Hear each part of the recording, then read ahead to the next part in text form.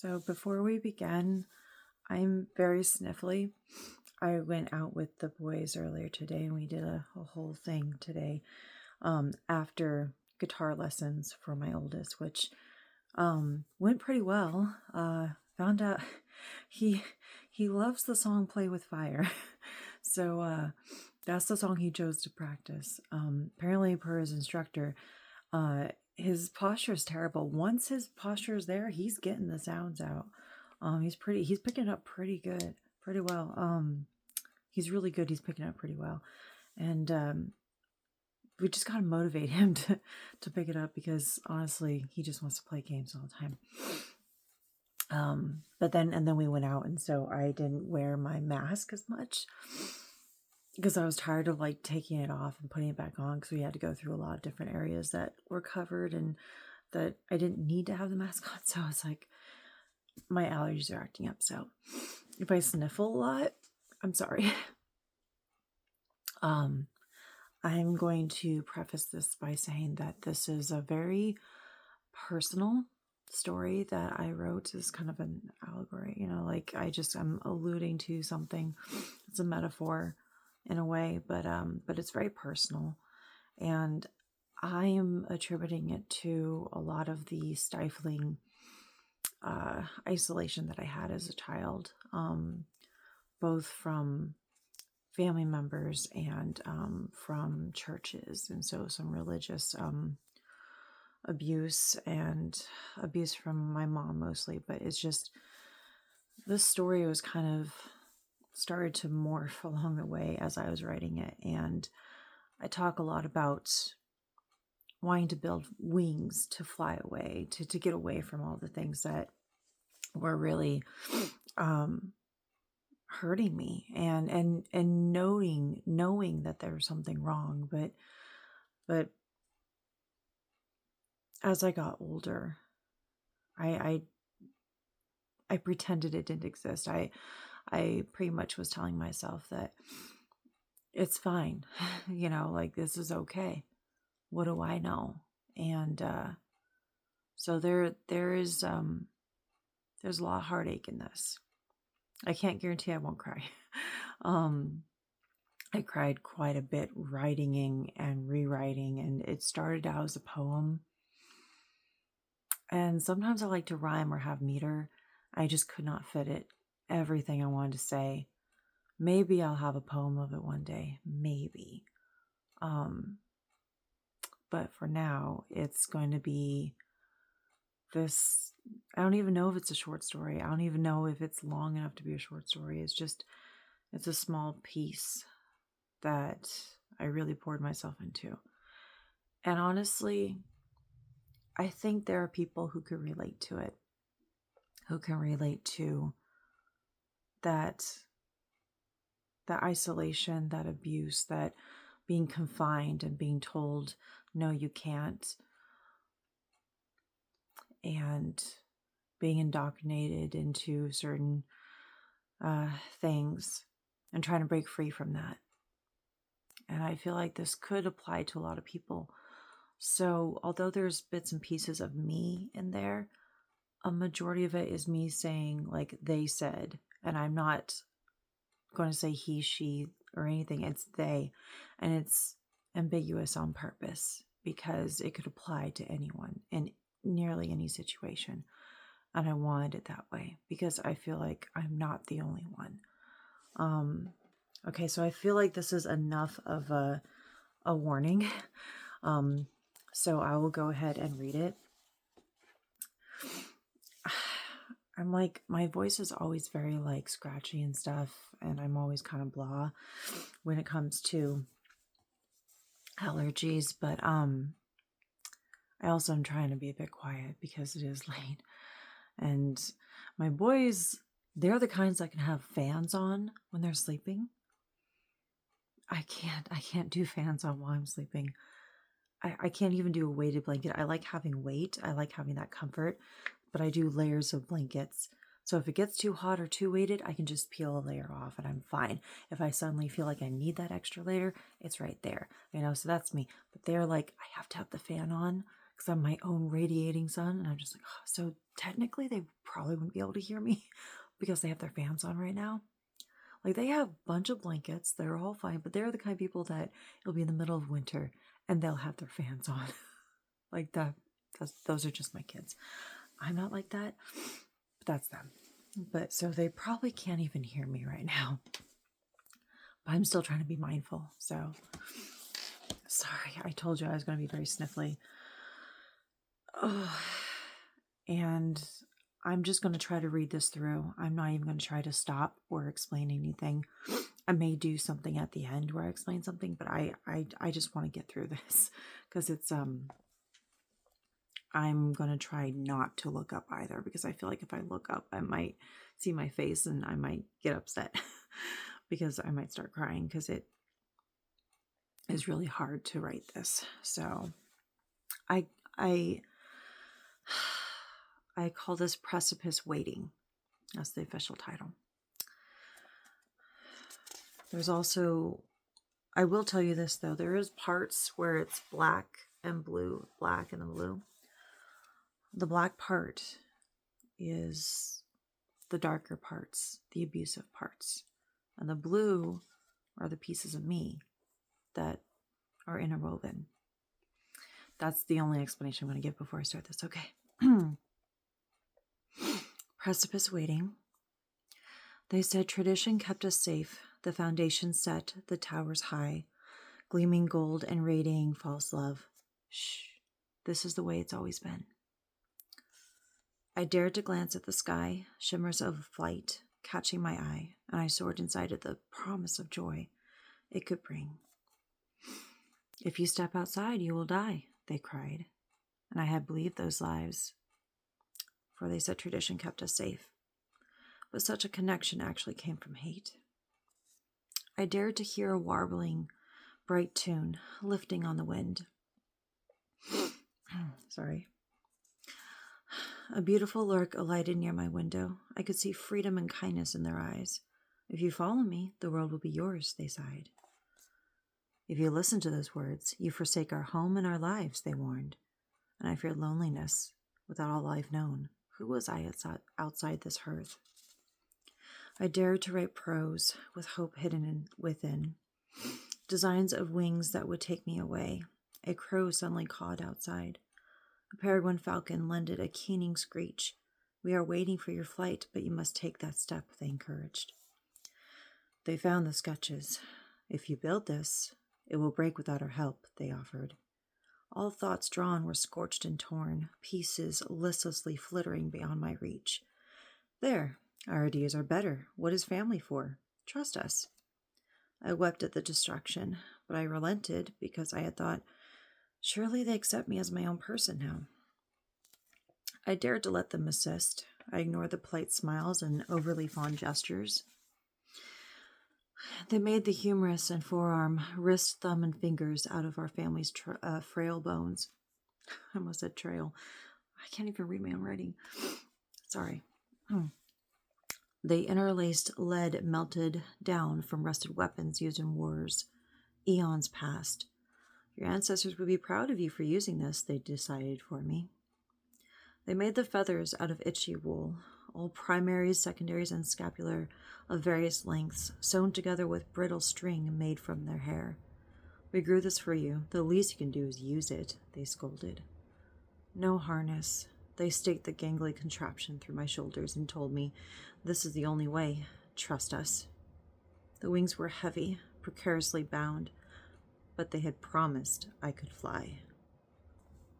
We give our families blessings, they maliciously grinned. I chose to pretend those grins were sincere. Didn't they help me get this far after all? Trepidatious, I took a single step forward, an elusive, fervent hope pressing into my ribs, begging to be released. And they said righteously, with anger in their voices, now you'll see your folly in dreaming. I never saw the push from behind. The forearm of the wing snapped, a sickening noise. The humerus dragged down on both sides as I plummeted, my blood-slicking feathers already unrelenting. My wishes for mercy crumbled to nothing as I saw the ground rush to meet me. As I closed my eyes against the end, I felt clawed feet scraping my flesh, heard beaks snapping at the already loosened strings, barely attached now. A tug and a lurch, then I was flush on the ground. My feathered friends had cushioned my fall. They numbered greater than I imagined, but I still lay there broken, darkness encroaching. "We cannot fix you, only love you as you are," they lamented. I saw their figures in full when I gingerly gathered the strength to look around. They were no longer mere impressions, but completed palettes, colors in every hue, patterns so fantastical I couldn't comprehend their existence. From tallest crowns to the smallest talons, they were a beacon in the stillness that followed. I knew then that I still believed. I still wanted to fly, as they did, find my own colors and overcome the fear of the fall. I dared to pick myself up, dared to salvage the once discarded designs of my soul. I wondered time and again as I dragged my feet one step at a time, would I fail? "We will give you the materials required, but you must build as you see fit," they cautioned. It hurt to believe, but I knew it as truth.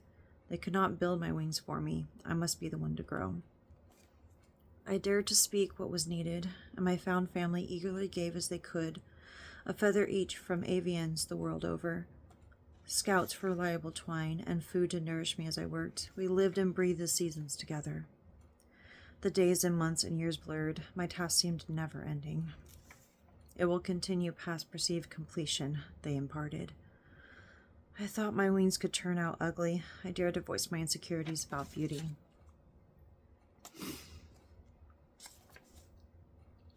"We cannot make you see your own beauty, but we will hold the mirror every day for you until you can hold it yourself and know the truth," they whispered dearly. I had nodded, not agreeing, but acknowledging the fierce and protective gaze they bestowed me whenever I glanced at them. And one day, I dared to look at my reflection without flinching. Each material item lovingly added, molded, sewn, and shaped, is part of my body, not simply attached. Even vines with roses sprouted tenderly along the outer frame, and a light wreath of lavender sat upon my head. My blue eyes drank in the sight. Thorns, wayward wisps of hair, uncoordinated feathers, and frayed edges and all. I adored it.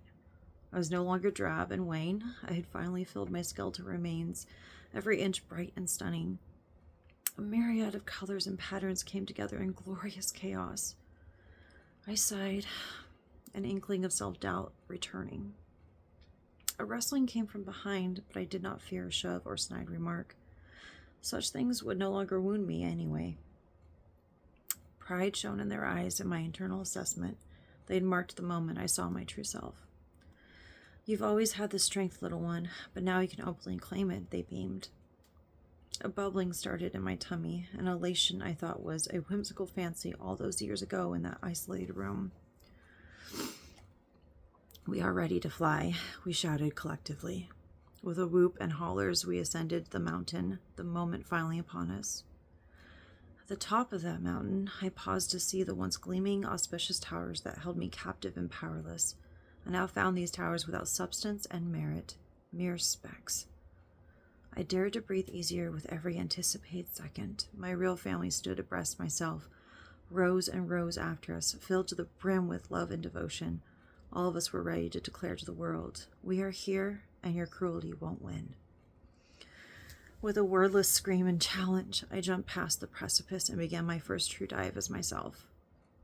I didn't realize I'd closed my eyes until I opened them to find my family gliding with me. Formations around, above, and below me, a protective barrier. I barely registered the angry squawking from the ground. It appeared my once family despised my new freedom. They were grotesque monsters hiding behind angel masks. They could reach me no longer. I rose higher, and the world opened up before me, its ethereal presence healing the part of me that despaired ever knowing this peace. This is the hardest part that I had to write. The inner scars would never fade, But if I map them from infancy to the stretch marks I now proudly showed as part of my growth, I could say without reservation, I dared to love myself and discover who I was. Sorry. I told you I was gonna cry. I had to pause it. Oh, that last part was the hardest to write. If you have never seen any of my other videos, I talk a lot about a lot of the abuse that has gone, on in my life from the time I was a child to a teenager to young adult and my ex-husband. And throughout my entire life, I never actually loved myself. I didn't think I was worth loving. I didn't think that I deserved it. And so that was the hardest part to write, actually. There are times when I don't feel very loving towards myself. There are times when it's really hard. I'm still crying. I'm sorry. I'm trying to keep it together for this. But I really wanted to share this because I have a feeling there are people out there who have been going through that too, or have gone through that. And I feel like I'm not alone in those feelings. So, to everyone out there that was told, don't go into the world, don't talk to people, don't see something different than what we have, we're all you'll ever need.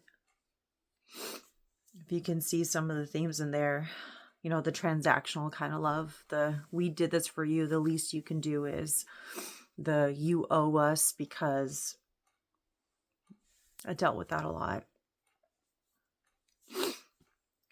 Being told that if I even bother to dream, it's folly, it's wrong.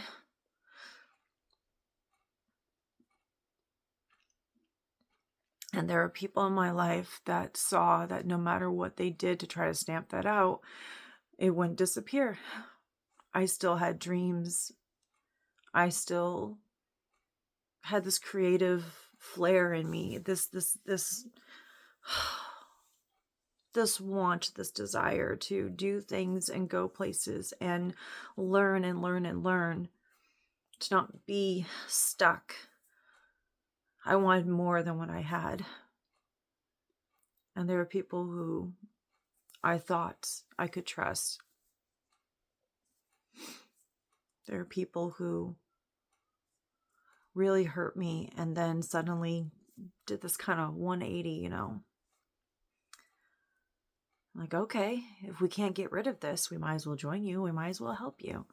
And that was a big theme of this, of what I was writing, is this idea that people, if they see that they can't completely stamp out your creativity, your want for more, then they pretend that they'll help you. They pretend that they actually care about you.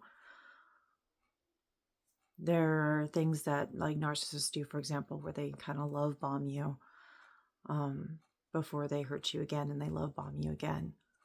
And even though it would only happen once in this story, it happened many times to me in my life. And I was conditioned to believe that if that happened to me, it was my fault. Sorry, I feel like I've got like something on. Sorry. Yeah. I always get hair, even if it's like down now and it doesn't seem like it's moving. I swear to you, like I get, anyway. Yeah. So I always thought it was my fault anytime things like that happen. I always thought that I was to blame, and it was just awful. There were times when I thought maybe they actually care. Maybe I just thought they were a bad person. I'm the kind of person that sees good in people, and I don't want to see bad. I don't like to, because it means that I've invested in someone who could hurt me. And it makes me feel like a fool. It makes me feel like I was dumb to trust someone. And that has been a recurring theme in my life, is I put all this love towards this person, and I was good, and I didn't hurt them in any way. So why would they hurt me? Why? I don't want to see the bad. You couple that with the way that I was conditioned to accept cruel behavior towards me, that was supposed to be normal. That's what they trained me, my mom and others who were abusive. They trained me to believe that their behaviors were normal and I should not speak up against that. But internally, inside, I knew it was wrong. I knew that it wasn't right the way they were treating me. I just didn't know what to say or what to do. And wings were just my idea of having a voice, being able to walk away from all those bad things.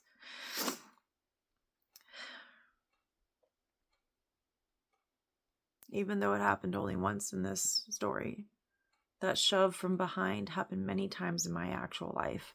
People I thought I could trust, and I could cut myself completely out.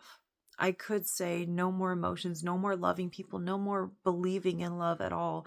Any kind of love. I'm not just talking about romantic, but any kind. Just love itself. But I don't want to be that way. I don't like it. I want to believe that there is love in this world. And it's worth fighting for, and it's worth existing for. And I hate the idea of it being stamped out completely. And I feel like if I did that to myself, then the people who hurt me would win. So I'm very spiteful. I'm a very spiteful person. And you know what? That's okay. If you exist out of spite, if you love out of spite, if you do anything in opposition of your abusers out of spite, that's perfectly fine. And I applaud that. I really do. Like, genuinely, that's awesome. And you should totally do it. Like, I am that kind of person to encourage that. Not everyone would agree with that, but that's how I am. But I had this idea of writing it, and it started as a poem, but then I just kept writing more and more, and it's a lot. Like, oh my gosh. Like, from the act, like, it's like pages of writing and rewriting. It's just so much. It's so much. And then I finally got it. And I had to be very careful so I could write it very neatly so I could actually read it. My T's and F's look very similar though when I'm writing small. They don't look the same when I'm writing bigger, but whatever. Anyway, so I had to write and rewrite, and I changed a lot of words. I'm the kind of writer that does not like repeating certain words. I said lamented twice, and I was like, nope, I gotta find a difference, and I have to find a different synonym, or I have to find something else. I do not like repeating certain words. And I don't like saying they said constantly. I mean, I get that that's part of writing, but me personally, I cannot stand it. I want to say different words for said if I can. Or just have like a piece of dialogue and then describing what they're doing instead of they said. That's just me. That's just for my writing. Other writers who do it, I'm not harping on you at all. This is just me personally. But yeah, that was hard. That was hard to write because I was pouring everything out in a bunch of words and trying to make sense of it. And finally I had something a little cohesive. But that last part was the hardest to write. The part about self-love, because that's really hard. I think part of it is difficult in loving myself because, and this is just me theorizing, okay? So this isn't like me trying to be like my own therapist or anything. This is me thinking part of it might be because part of me still is trying to justify why I was hurt. Like, I was completely innocent. I didn't do anything to warrant that kind of behavior. Especially as a child. Like, it's just like, there's no justification for hurting a child. Like, that's not okay. They've literally done nothing wrong. But as I got older, I found that sometimes I would try to excuse behavior, like maybe I'm not that great a person, maybe I deserve this. And that's a lot of that is their voices that have somehow morphed into my own, where I start saying it in my head and it's my voice instead of theirs. But those abusers, they're the ones that taught me that. Because hatred, including self-hatred and doubt and all that kind of stuff, that's taught. Like, the way that you criticize yourself, the way that you hurt yourself like that, that's taught. That's not something you start with. You might start off with doing something, very brave or very outlandish, and you get hurt, so you become a little bit afraid. But then maybe you decide that I'm going to work up the courage, I'm going to do this again. Like, that's the kind of like simplicity that you can have as a child, where you have these base emotions. But criticizing yourself and being cruel to yourself, that's taught. That's not something you start with. And the whole self-love thing was really, it's been difficult for me all these years. It's been incredibly hard. Like, no one could hate me as much as I hate myself, kind of thing, It got to the point where people saying cruel things to me, I could brush off easily because I'm just like, whatever, that's your whatever. But I was my own harshest and cruelest person in my life to me. And that was taught. And it was unlearning that was the hardest thing.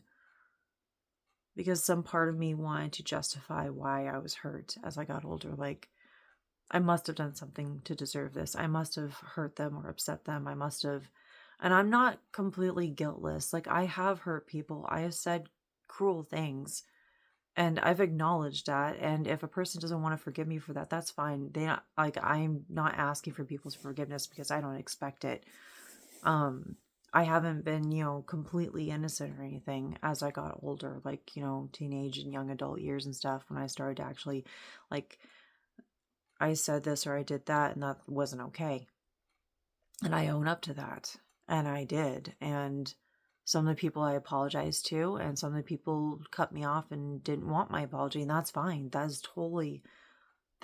is their prerogative, and I am not going to be upset by that because I did something shitty, and I'm not owed an apology for that. I'm not owed forgiveness. Sorry, I apologize, but I'm not owed forgiveness for that.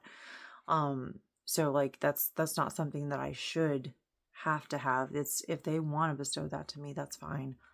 So it's not like I'm completely guiltless, but there were some very horrible things done to me that there's no justification for, like, at all. But it was very difficult to see myself in any kind of decent light because I thought I must have deserved it.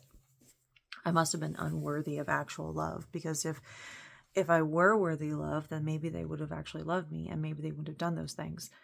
And I had to unlearn that. I had to really stop that kind of mentality. Because the people who abused me in the worst of ways, they knew what they were doing and they did it anyway because they wanted to hurt me. They wanted to hurt the people around them, and they didn't care. They did that on purpose. That's the thing that I had to recognize. I had to see that this was intentional cruelty. It was intended to harm, to debase, to degrade, to defile. It was all done on purpose. Cruelty was the point. And once I had to recognize that and be like, I didn't do anything to deserve that abuse. I didn't. There's nothing that I could have ever said or done, no matter how many times I go over it. There's nothing that could have warranted that kind of cruelty. But the loving, so even if I got to that point, the loving myself part was hard because I just kept listing all my flaws. I kept listing everything about myself physically and internally. I kept being cruel to myself. And there are other videos where I talk about the way how I'm fed up, or I have nothing left to prove, or I'm just too tired of this bullshit. 0 fucks given from this point on.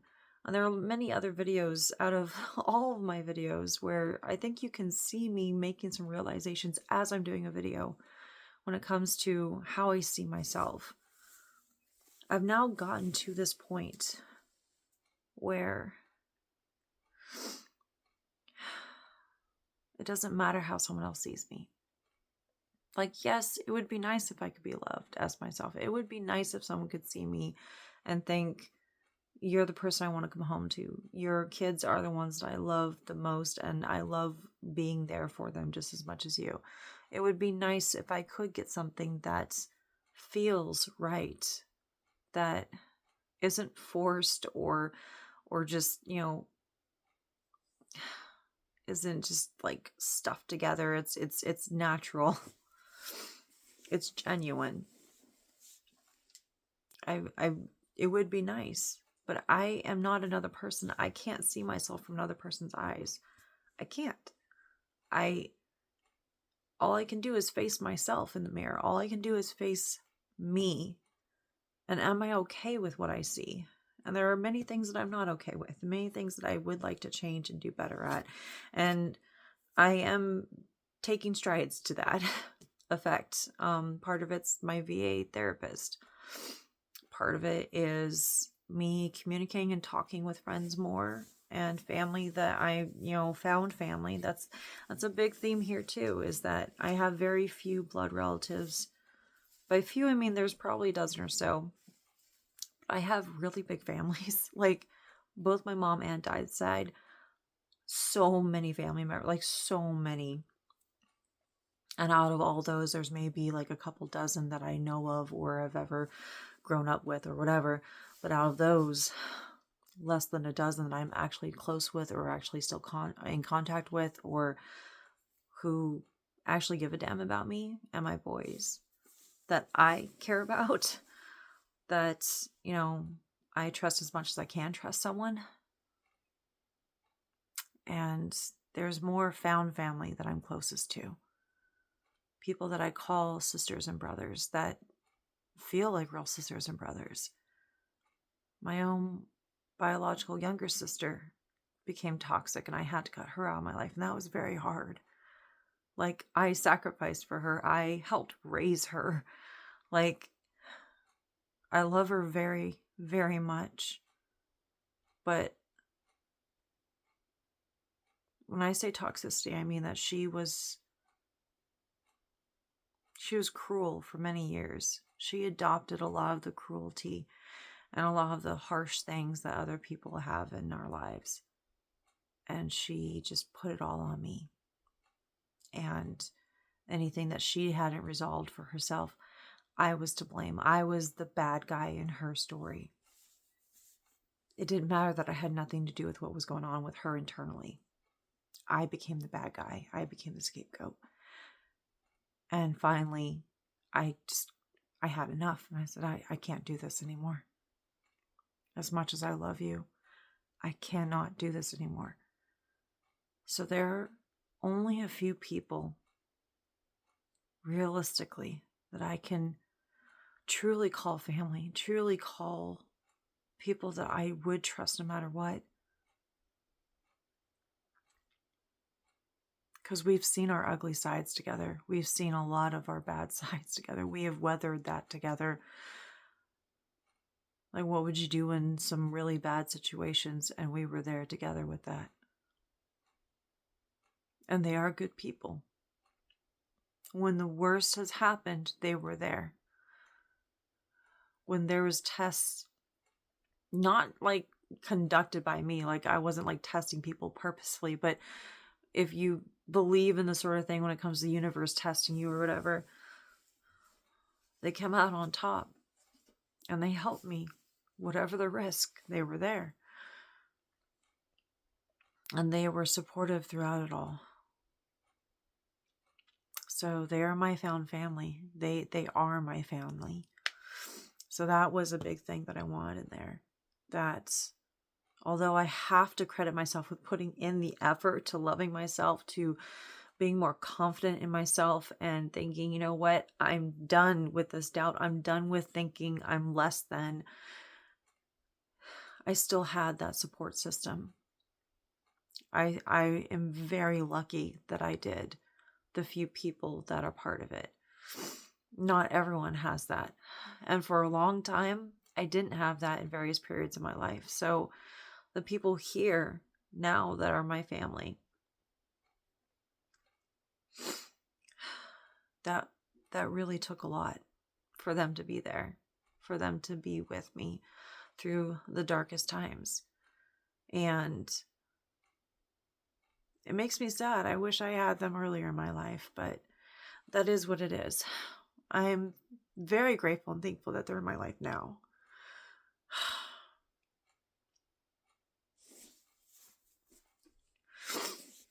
There are some, unfortunately, who passed away over the years. So I'm kind of sad because one of them, I feel like she would have been very proud of me for writing that. We definitely were each other's motivators. And I miss her every day.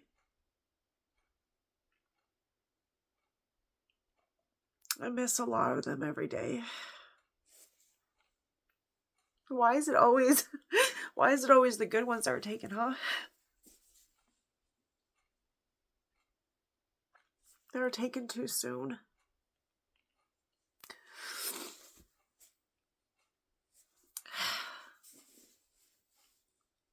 And I know I'm not the only one who feels this. I know I'm not the only one who has ever gone through that kind of transition. Whether it's religious, whether it's just family abuse, being isolated, being cut off, being told, no, this is how things are done. You can't go outside of this. Being trained to believe that anything outside that little bubble is wrong. People who do that, they fear you learning about the world, because the moment you learn about the world outside of that little isolated room that they keep you locked in, the more freedom you have to be yourself, to learn about others, to learn about everything out there, different cultures, different parts of the world, places and people, art and music. There's so much out there. And they want to control you, the people who abuse you, the people who keep you down. They want you there where they can do what they want. They can tell you what they want. And if that's all you've ever known, then you're going to believe it, right? And those birds that I talk about in the beginning, the lark, the crow, the peregrine falcon, those were birds, like actual birds that I learned about at certain parts of my life that made me think about the world outside. And I was a library kid. That was my sanctuary. That is where I could step outside, even if not physically, mentally. And that's where I could learn about things. There's certain programs on TV that, because my mom was not the most astute when it came to scrutinizing TV programs, because she was not very present unless she was being abusive. So the times that I got to watch TV and stuff, I got to see things like National Geographic and, an animal project for 3rd grade. I recorded over 8 hours about giant squids. Yeah. And I watched it too while I was recording it on a VHS, because why wouldn't I stay up late and watch 8 hours of that? It was awesome. I was always late to school because I always slept in, but this time I actually was like, I barely slept and I was wide awake because I wanted to share it with everyone. But I learned about creatures out there. I watched Sailor Moon and Dragon Ball Z. I watched other programs. I watched PBS Kids stuff. I watched Sesame Street and Mr. Rogers, and I saw kindness, and I saw courage, and I saw friendship and love, and I saw fighting for what you believe in. And I read, and I read, and I read, and I read. And I imagined a world outside that wasn't heartbreak, all the time at least, that wasn't mean-spirited. I imagined a world where there were people who got along and wouldn't punish you for being different, wouldn't tell you that you're not allowed to participate or play because you see things differently. And when you are different and you're ostracized for it, that further isolates you. And when I saw people getting hurt, I went after the bullies and I punished them. I'm really big on that. I'm the protector type. I was being hurt and no one protected me. I thought, if I see something, I want to say something, I'm going to do something, because I don't ever want anyone to be hurt the way I was. And that's why I do a lot of these videos now. It's morphed a lot over the years on why. Part of it is for me. It started as a daily challenge. In order to love myself first, I have to learn to like myself. And today, this is the thing that I like about myself. That's how it started, with the daily challenge, where I picked something I liked about myself and I explained it. And it started as posts on Facebook. And then years ago, I worked up the courage to do these videos. And now I'm 220 something videos later, and it's hard. It's hard to speak up. It's hard to say these things that are very personal sometimes. But I have this voice and I'm going to use it. And I know that there are some people that feel like they have no voice, and I want them to know you do have it. I, of course, don't want anyone to jeopardize themselves, especially if they're not in a position to leave or get away from a bad situation. I had to plan it out to escape my ex-husband. I had to plan it out. And when I had the opportunity, I took it. But that took years of planning, because I was stuck. I did not have anyone I could trust that was close by.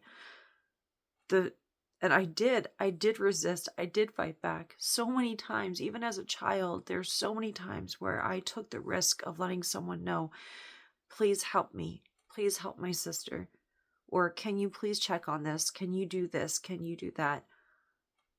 There's so many times where I did fight back. And I got hurt worse for it.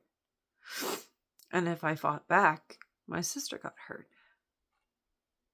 There are times when, as a teen and young adult, as in early 20s, where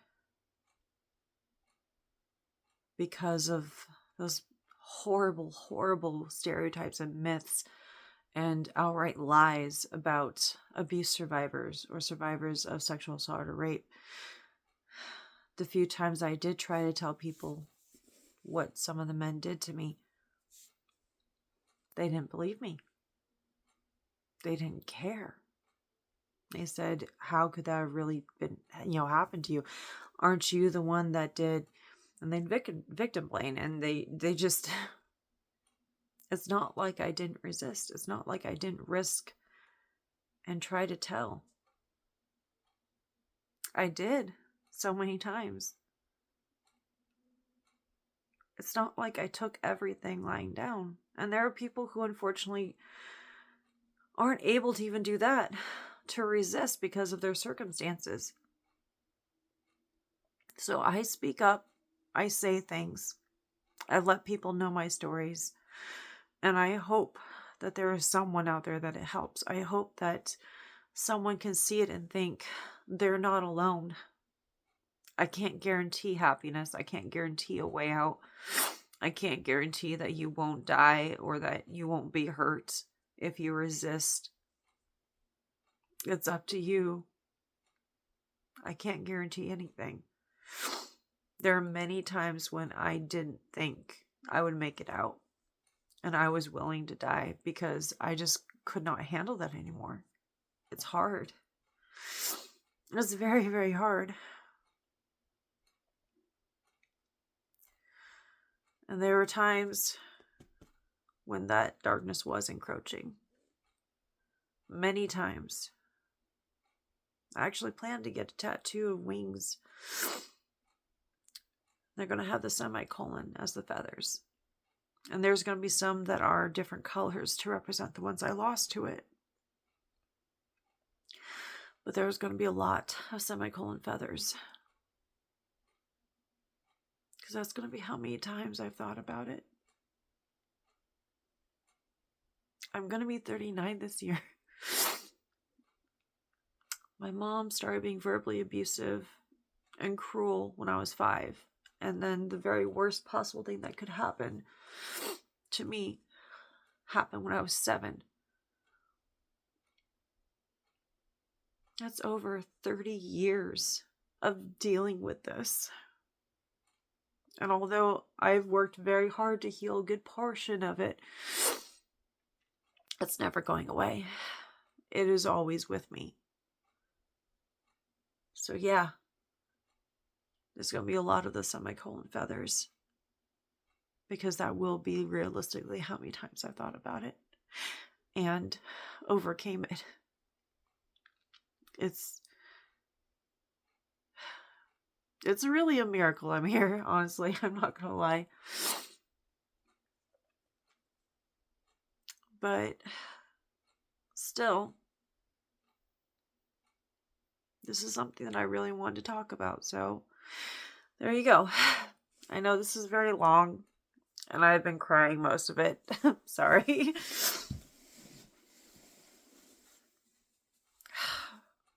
There's also this fear that I've had that sometimes I still do have.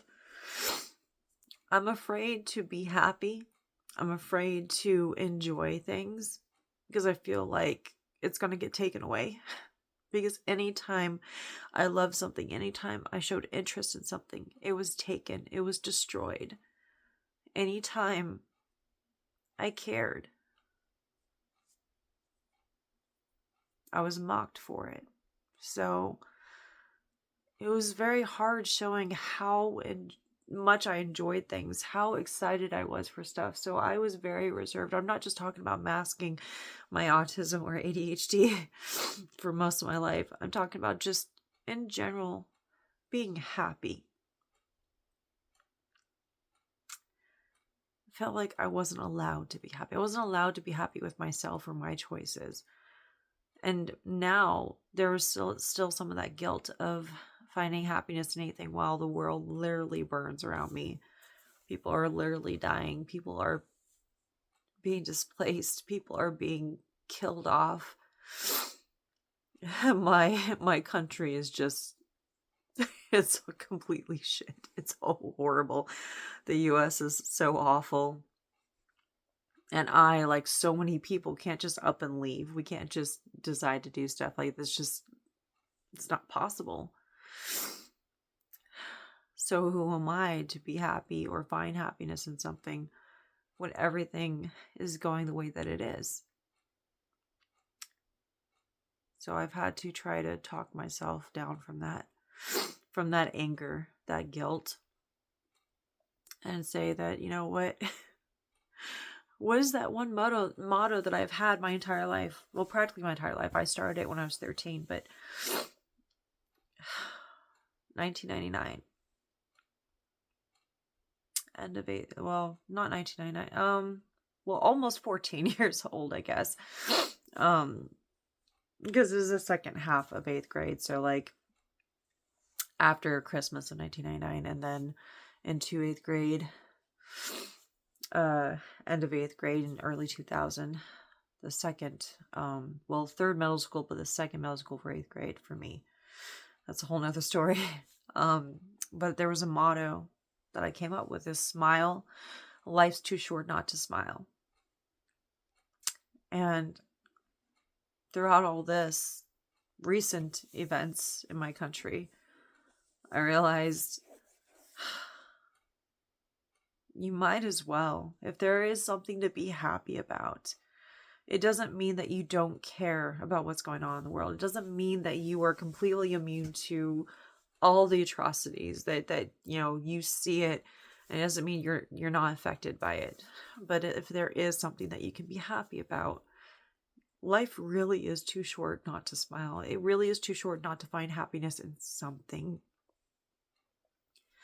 Because honestly, at any moment, things could be gone. They really can.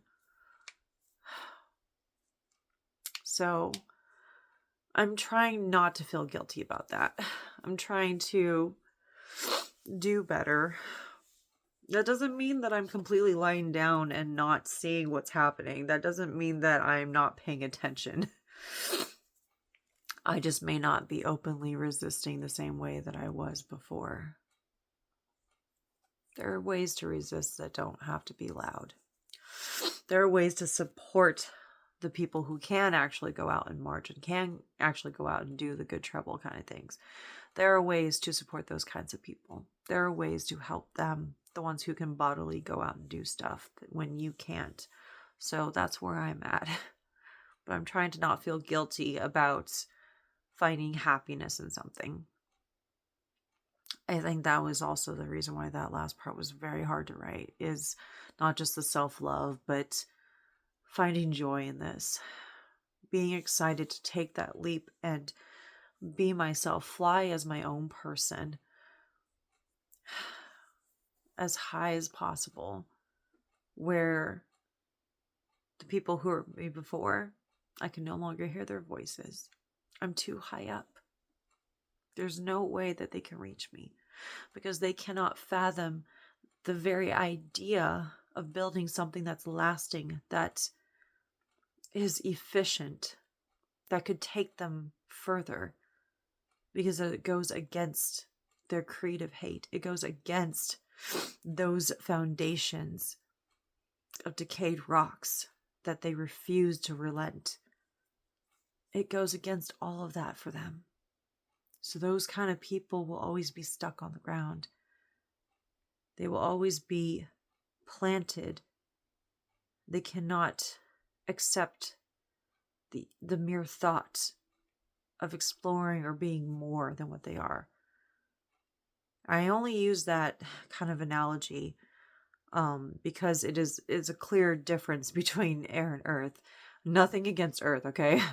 I mean, if you really want to get like technical, I'm an earth sign. I'm a fixed earth sign, so I mean, it's, yeah. But still, it's just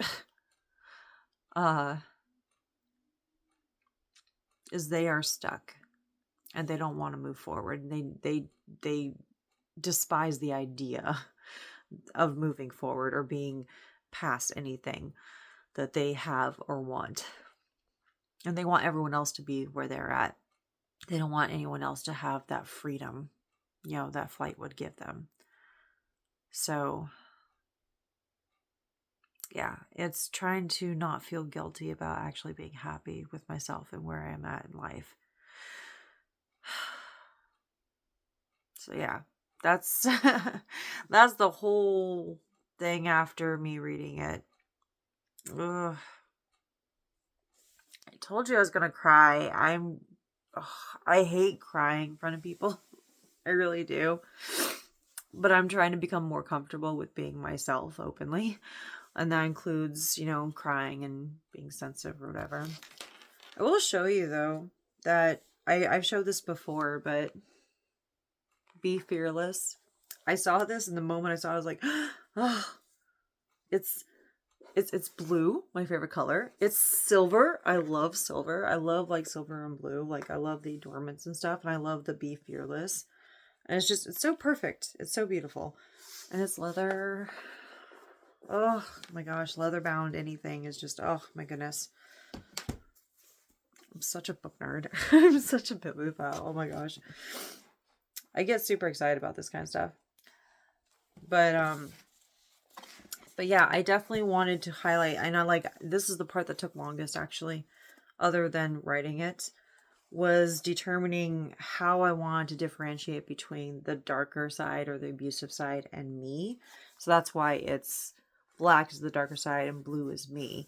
And at some point, there's just nothing but darkness. And that's like when, the betrayal is happening. And then there's nothing but blue, because that's when my resurgence and my found family is happening. That's like a whole 1, 2, 3 pages of blue. So that's pretty good. Because there's little inklings of myself, little inklings of seeing the world outside. And there's like this little piece of me that's like, okay, this exists. This is something I want. And them fighting back and like, nope, you do this. This is what's going to happen. Trying to dissuade me, And then there's just that whole darkness. But then there's lots of light. There's lots of growth. There's lots of finding things and discovering, hey, this is possible. So, sorry, something fell out earlier. It's not that, these pages can fall pretty easily. Sadly, I kind of accidentally tore some open last time, but anyway. Yeah. So, all right. I'm very tired now. I always get super tired after crying. I feel very drained. I guess in this case, I feel a bit better about sharing it. I hope that it does help someone. Or at least lets someone feel less alone,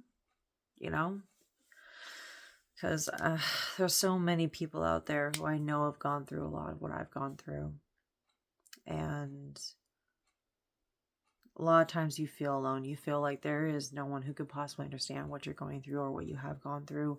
That there's no one who can see you as yourself.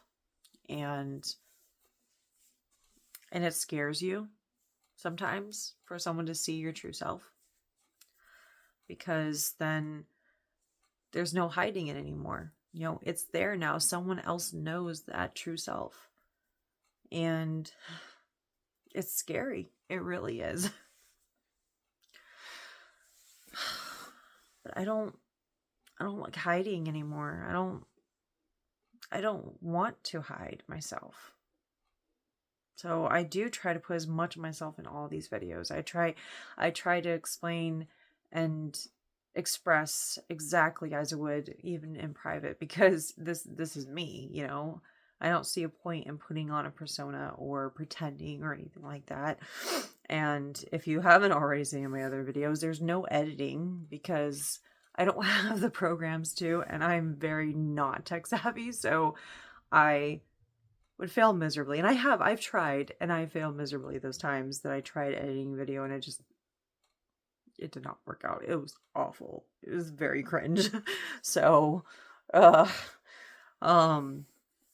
this is all, I can pause my video. That's the extent of my knowledge to do with any of these videos though. Okay. So, but, yeah, I think that there are people out there who, I'm not trying to tell you, you have to show your true self, to anyone. I would say that I think a lot of it may be your fears in being accepted too. I think that's where some of it lies. I'm just theorizing, okay? So, I mean, you may not agree. Ow. That was my finger and that really hurts. Ow. I did not like that. Okay. Sorry, these are always long videos, and this is especially long. Yeah. I think that's where I'm at now when it comes to the whole, like, scared of someone seeing my true self is not... I think it's not people seeing my true self, because I've been doing that a lot in these videos. I've been, like, really showing, this is me. I mean, this is all my chaos. There's no use hiding this. I'm totally fine with who I am now. I'm okay with that. I think the fear is having someone accept that outside of the people who I'm already comfortable with. It's, if anyone new comes into my life, I'm kind of scared of them being okay with this, because it's like, this has been cultivated over years. So the people that have been my found family and have been part of my life, like, for so long, for, well over 20 years, 25 years, like, they've seen all these different sides of me. They've seen all the things. They're like, it's all there, and they're chill with that because they've been around it for so long. But someone new comes along and be like, yeah, I'm totally cool with that. That scares me. That scares me so much. The idea that someone is cool with that. They're like, yeah, it's totally chill, and I'm totally fine with this. It's scary to me. I know that probably makes no sense at all, but I think that's my current fear now, is after all the work I've done on myself, I'm kind of terrified of the idea that someone would be really cool with this, cool with all of me. Just gestures to all of me. If you understand that reference. You just gestured to all of me. Yes. Yeah. I gesture to all of myself all the time. And I'm not just like meaning like the physical, because I don't really care about that. But like my inner self, my personality, my character, all that, my flaws, all that stuff. I just gestures to all of me. So I don't know if I'm alone in that, though. I wonder if there are other people who feel that way. Okay, I'm starting to like derail from this a lot, so I'm just gonna go ahead and end the video here.